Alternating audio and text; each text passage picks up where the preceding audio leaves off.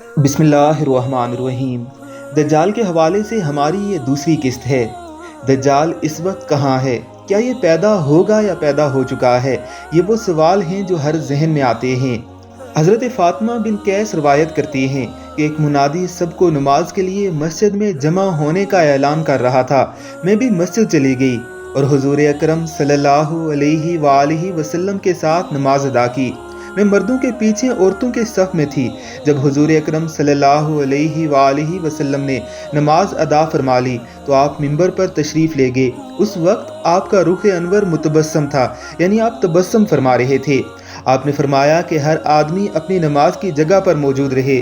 پھر آپ نے مجمع سے سوال کیا، کیا تم جانتے ہو کہ میں نے تم لوگوں کو کس لیے جمع کیا ہے؟ صحابہ کرام رضوان اللہ علیہم اجمعین نے عرض کیا، اللہ اور اس کے رسول بہتر جانتے ہیں۔ آپ نے فرمایا، میں نے تم لوگوں کو اس لیے اکٹھا کیا ہے کہ نصرانی تمیمداری میرے پاس آئے ہیں۔ انہوں نے بیعت کی اور مسلمان ہو گئے۔ انہوں نے مجھے ایک بات بتائی جو مسیح دجال کے بارے میں ہے، جس کا ذکر میں تم سے کرتا رہا ہوں۔ انہوں نے بتایا کہ میں 30 مزید لوگوں کے ساتھ ایک بحری بیڑے میں سوار ہوا، لیکن سمندری طوفان کی وجہ سے ہم مہینوں بھر سمندر میں بھٹکتے رہے۔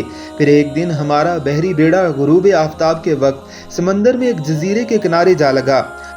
ہم بیڑے کی چھوٹی کشتیوں میں بیٹھ کر جزیرے میں داخل ہو گئے، جہاں ہمیں موٹے اور گھنے بالوں کے اندر چھپا ایک جاندار ملا۔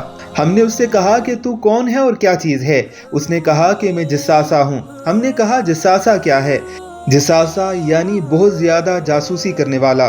اس نے کہا کہ تم لوگ دیر یعنی راہبوں کی عمارت میں موجود اس شخص کی طرف چلو جو تمہاری خبروں کا سخت مشتاق ہے۔ جب اس نے ایک شخص کا نام لیا تو ہمیں خوف محسوس ہوا کہ جساسہ کہیں کوئی شیطان تو نہیں۔ ہم تیزی سے چلتے ہوئے اس دیر میں داخل ہوئے تو وہاں ہم نے بہت زیادہ عجیب الخلقت انسان دیکھا۔ اس کے دونوں ہاتھ گردن کے ساتھ بندھے ہوئے تھے، گھٹنوں سے لے کر ٹخنوں تک کا حصہ لوہے کی زنجیروں کے ساتھ جکڑا ہوا تھا۔ ہم نے کہا، تیرا برا ہو، تو کون ہے؟ اس نے کہا کہ پہلے تم لوگ بتاؤ تم کون لوگ ہو اور یہاں کیسے آئے ہو؟ جواب دیا کہ ہم عرب لوگ ہیں۔ ہمارا بحری بیڑا سمندری طوفان کی زد میں آ گیا۔ ہم 1 مہینے تک بھٹکتے رہے، پھر ہم تمہارے جزیرے کے کنارے سے جا لگے۔ جزیرے کے اندر ہمیں موٹے اور گھنے بے تحاشا بالوں والا جاندار جساسہ ملا۔ وہ ہمیں تمہارے پاس لے آیا ہے، حالانکہ ہمیں اس سے سخت ڈر محسوس ہو رہا تھا کہ کہیں وہ شیطان ہی نہ ہو۔ اس قیدی شخص نے ہم سے سوال کیا، کیا علاقہ بیسان کے کھجوروں کے درخت پھل دیتے ہیں؟ ہم نے کہا، ہاں دیتے ہیں۔ اس نے کہا، وہ وقت قریب ہے جب وہ پھل نہیں دیں گے۔ اس نے کہا، مجھے بحیرہ طبریہ کے بارے میں بتاؤ، کیا اس میں پانی ہے؟ جواب دیا کہ اس میں بہت پانی ہے۔ اس نے کہا کہ قریب ہے کہ اس کا پانی غائب ہو جائے گا۔ پھر اس نے کہا کہ مجھے شام کے علاقے زگر کے چشمے کے بارے میں بتاؤ، کیا چشمے میں پانی ہے؟ کیا وہاں کے باشندے اس کے پانی سے کھیتی باڑی کرتے ہیں؟ ہم نے کہا، ہاں اس میں بہت زیادہ پانی ہے اور وہاں کے باشندے اس کے پانی سے کھیتی باڑی کرتے ہیں۔ اس نے کہا کہ مجھے امیوں یعنی اہل عرب کے نبی صلی اللہ علیہ وآلہ وسلم کے بارے میں بتاؤ۔ ہم نے کہا کہ وہ مکہ سے ہجرت کر کے مدینہ میں سکونت پذیر ہو گئے ہیں۔ اس نے کہا، کیا اہل عرب نے ان کے ساتھ جنگیں لڑی؟ ہم نے کہا، ہاں۔ اس نے کہا، تو اس نبی نے ان کے ساتھ کیا کیا؟ ہم نے اسے بتایا کہ وہ اپنے ارد گرد کے عربوں پر غالب آ گئے اور انہوں نے آپ کی اطاعت اختیار کر لی۔ اس نے کہا کہ یہ بات ان کے لیے بہتر ہے کہ وہ نبی صلی اللہ علیہ وآلہ وسلم کی اطاعت کریں۔ اب میں تمہیں اپنے بارے میں بتاتا ہوں، میں ہی مسیح دجال ہوں۔ وہ زمانہ قریب ہے جب مجھے نکلنے کی اجازت مل جائے گی۔ میں نکل کر زمین میں ہر جگہ جاؤں گا اور 40 راتوں کے اندر پوری دنیا گھوموں گا، کسی جگہ کو نہیں چھوڑوں گا سوائے مکہ اور مدینہ کے۔ وہاں جانا میرے لیے حرام ہے۔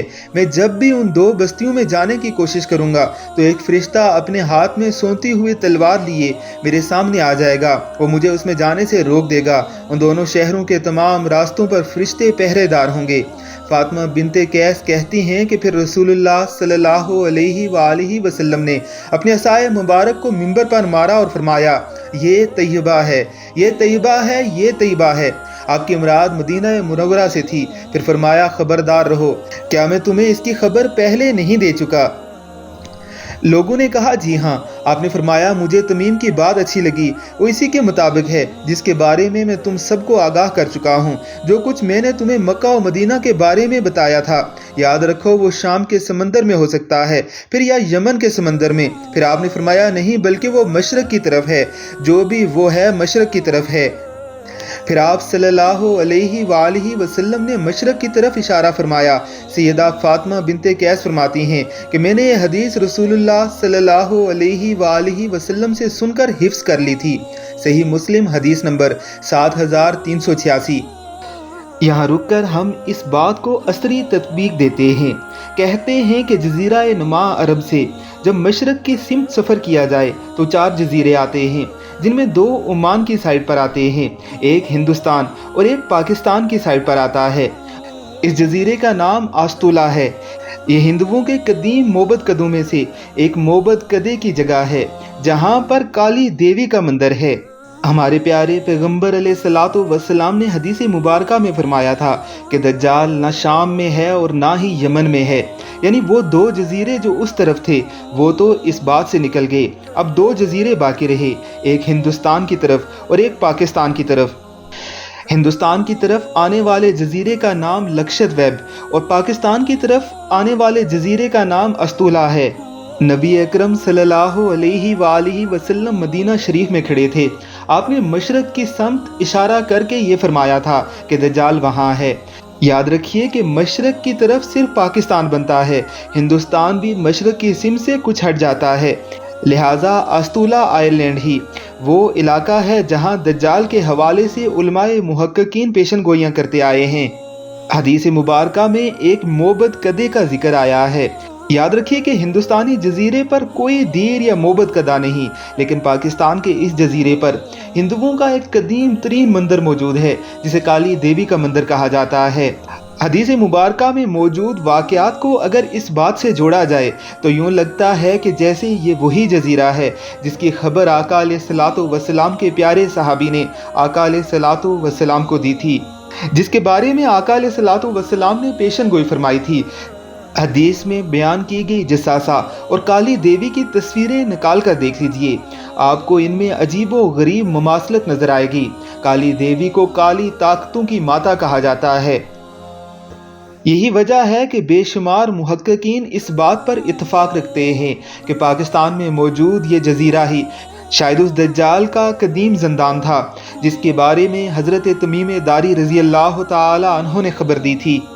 इस तहकीक के बाद अब हम ये जानते हैं कि दज्जाल हदीस मुबारका की रोशनी में क्या है। हज़रत नवास बिन सम्मान रज़ी अल्लाह ताला अन्हु से रवायत है कि रसूलुल्लाह सल्लल्लाहु अलैहि वसल्लम ने एक सुबह दज्जाल का जिक्र फरमाया। आपने जिक्र के दौरान कभी ऊंची आवाज़ और कभी नीची आवाज़ की, यहाँ तक कि हमें ऐसा लगा जैसे वो खजूरों के झुंड में मौजूद है। जब शाम को हम आपके पास दोबारा आए तो आपने हम सब में खौफ की शदीद तासर को भांप लिया। आपने हमसे फरमाया, तुम लोगों को क्या हुआ है? हमने अर्ज़ किया कि अल्लाह के रसूल सल्लल्लाहु अलैहि वसल्लम, सुबह के वक्त आपने दज्जाल का जिक्र फरमाया तो आपकी आवाज़ में ऐसा उतार चढ़ाव था कि हम समझे कि वो खजूरों के झुंड में मौजूद है। इस पर आपने इरशाद फरमाया, मुझे तुम लोगों पर दज्जाल के अलावा दीगर जहन्नम की तरफ बुलाने वालों का ज़्यादा खौफ है। अगर वो निकलता है, मैं तुम्हारे दरमियान मौजूद हूँ, तो तुम्हारी तरफ से उसके खिलाफ उसकी तकज़ीब के लिए दलाइल देने वाला मैं होऊंगा। अगर मैं ना हुआ तो हर शख्स अपनी तरफ से हुज्जत कायम करने वाला खुद होगा। हक़ ताला मेरी गैर मौजूदगी में हर मुसलमान का नासिर और मददगार है। वो गुच्छेदार बालों वाला एक नौजवान शख्स है, उसकी एक आंख बेनूर है। मैं एक तरफ से उसे अब्दुल उज़्ज़ा बिन कतन से तशबीह देता हूँ। ये ज़माने जहालियत में बनो खज़ा कबीले का एक बदशकल शख्स था। तुम में से जो उसे पाए उसके सामने सूरह कहफ की इब्तदाई आयात पढ़े। वो इराक और शाम के दरमियान एक रास्ते से निकल कर आएगा। वह दाएं तरफ से भी तबाही मचाने वाला होगा और बाएं तरफ से भी। ए अल्लाह के बंदो, तुम साबित कदम रहना। हमने अर्ज की, अल्लाह के रसूल सल्लल्लाहु अलैहि वसल्लम, ज़मीन में उसके रहने की मुद्दत क्या होगी? आप सल्लल्लाहु अलैहि वसल्लम ने फरमाया, 40 दिन। उनमें से एक दिन एक साल की तरह का होगा, एक दिन एक महीने की तरह होगा, एक दिन एक हफ्ते की तरह। उसके अलावा बाकी सारे दिन तमाम दिनों की तरह होंगे।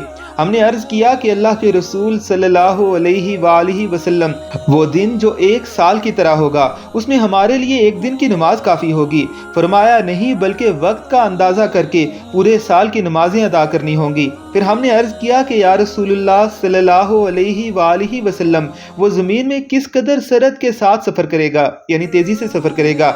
आपने फरमाया उस बादल की तरह जिसके पीछे हवा लगी हो। वह एक कौम के पास जाएगा, उन्हें दावत देगा, वो उस पर ईमान लाएंगे, उसकी बातें मानेंगे तो वह आसमान के बादल को हुक्म देगा, वो पानी बरसाने लगेगा। फिर वो ज़मीन को हुक्म देगा तो वो फसलें उगाएगी। शाम के औकात में उनके जानवर चरागाहों से वापस आएंगे तो उनके कोहान सबसे ज़्यादा ऊंचे और थन दूध से भरे होंगे, उनकी कोखें फैली हुई होंगी। फिर दज्जाल एक और कौम के पास जाएगा और उन्हें भी दावत देगा, लेकिन वो इसकी बात को ठुकरा देंगे, वो उन्हें छोड़कर चला जाएगा तो वो कहत का शिकार हो जाएंगे। उनके माल वेशी में से कोई चीज़ उनके हाथ में नहीं होगी। वो वीरान ज़मीन के पास से गुजरेगा तो उससे कहेगा अपने ख़जाने बाहर निकाल दे। चनाचा वीरान ज़मीन से वो ख़जाने निकल कर उसके पीछे इस तरह लग जाएंगे जिस तरह शहद की मक्खियाँ अपने सरदार के पीछे हो लेती हैं।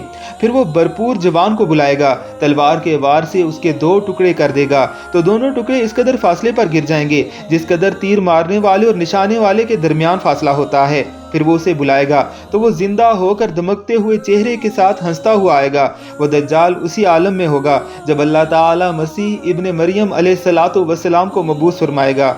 वो दमिश्क के मशरकी हिस्से में एक सफ़ेद मीनार के करीब दो केसरी कपड़ों में दो फरिश्तों के कंधों पर हाथ रखे हुए उतरेंगे। जब वो अपना सर झुकाएंगे तो कतरे गिरेंगे और सर उठाएंगे तो उससे चमकते मोतियों की तरह पानी की बूंदें गिरेंगी। किसी काफिर के लिए जो आपकी सांस की खुशबू पाएगा, उसके पास मरने के सिवा कोई चारा नहीं होगा।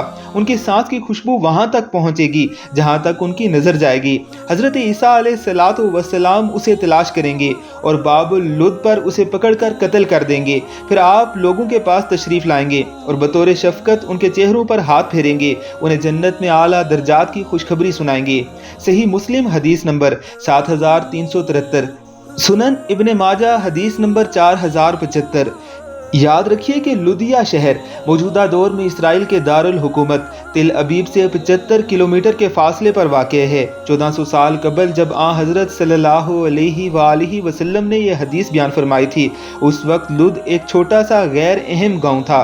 इस वक्त किसी के वहमो गुमान में भी यह न था कि शहर बैनुल अक़वामी शोहरत इख्तियार करेगा। इसराइली हुकूमत इस शहर पर खुसूसी तवज्जो देती है।